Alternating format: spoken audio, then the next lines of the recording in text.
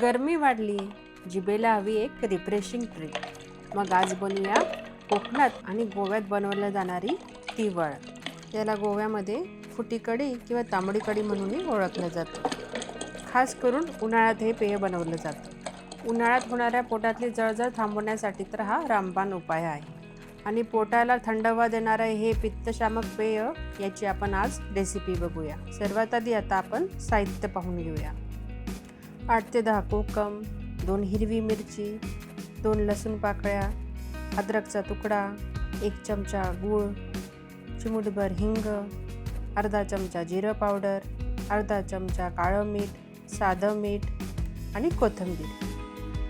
बस एवढ्या साहित्यात हे पेय तयार होतं. सर्वात आधी मी मिरचीला मधून थोडं कट करून घेत आहे. हिरवी मिरची तुम्ही तुमच्या आवडीप्रमाणे टाकू शकता. 1 किंवा 2 इनफ आहे. मी या ठिकाणी 2 हिरव्या मिरच्या घेतल्या आहेत. हिरवी मिरचीचं प्रमाण तुम्ही तुमच्या आवडीप्रमाणे घेऊ शकता. आता यामध्ये मी लसूण आणि अद्रक टाकून घेत आहे आणि याला जाडसर असंच कुटून घेणार आहे. लक्षात ठेवा, आपल्याला फार बारीक कुटायचं नाही, जाडसरच कुटायचं आहे. बघा, अशा प्रकारे जाडसरच कुटायचं आहे. आता एका भांड्यात मी कोकम घेतलंय, आपल्या कुटलेल्या हिरव्या मिरच्या, कुटलेला अद्रक लसूण, 1 चमचा गूळ, तुम्ही इथे साखर सुद्धा वापरू शकता, चिमूटभर हिंग, अर्धा चमचा भाजलेली जिरं पावडर,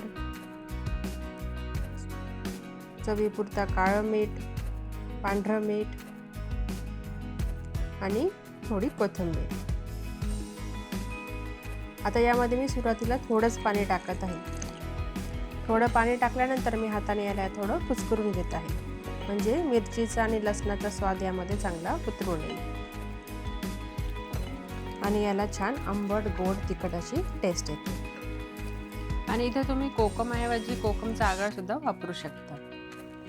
आता यामध्ये मी अर्धा कप पाणी टाकत आहे आणि याच्यावर झाकण ठेवून याला अर्धा तास असंच ठेवणार आहे. अर्धा तासानंतर बघा, आता आपलं कोकम छान भिजलं आहे. परत याला छान आपण चोळून याच्यामधला अर्क काढून घेऊ.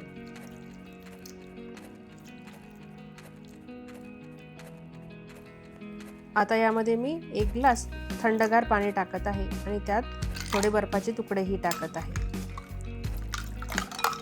आणि याला छान मिक्स करून घेत आहे. आणि आपलं तिवळ तयार आहे. हे तिवळ तुम्ही नेहमी जेवणानंतर पिलं तर ते पचण्यासाठी उत्तम ठरते. आहे ना सोपी रेसिपी. ही रेसिपी तुम्ही या उन्हाळ्यात नक्की ट्राय करून बघा आणि मला कमेंटमध्ये कळवा ही तिवळ तुम्हाला कशी वाटली. रेसिपी आवडली असेल तर लाईक करा, शेअर करा, कमेंट करा आणि चॅनल सबस्क्राईब केलं नसेल तर नक्की सबस्क्राईब करा. तोपर्यंत खात राहा, स्वस्त राहा, मस्त राहा. थँक्यू.